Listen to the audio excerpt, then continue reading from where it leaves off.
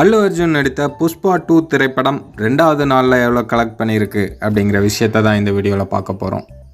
முதல் நாள்லேயே புஷ்பா திரைப்படம் 294 கோடி வசூல் பண்ணியிருக்கு அப்படிங்கிறத அஃபிஷியலாகவே படக்குழுவினர் அனௌன்ஸ் பண்ணியிருந்தாங்க.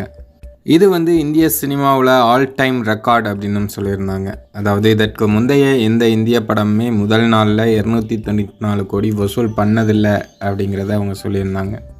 இப்போது 2வது நாளில் இந்த திரைப்படம் எவ்வளோ கலெக்ட் பண்ணியிருக்கு அப்படிங்கிற தகவலை மனோபாலா விஜயபாலன் சொல்லியிருந்தார்.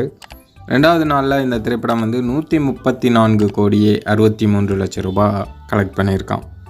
அதாவது 2 நாள்லேயே பார்த்திங்கன்னா 417 கோடி கலெக்ட் பண்ணியிருக்கு புஷ்பா திரைப்படம்.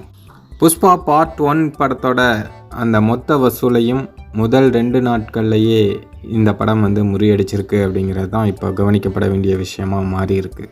புஷ்பா 2 திரைப்படம் இந்த அளவுக்கு ஒரு வசூல் கொடுத்ததுக்கு முக்கிய காரணம் அந்த படத்துக்கு எதிர்பார்ப்பு அப்படிங்கிறது எக்கச்சக்கமாக இருந்தது அப்படிங்கிறது ஒரு பக்கம்.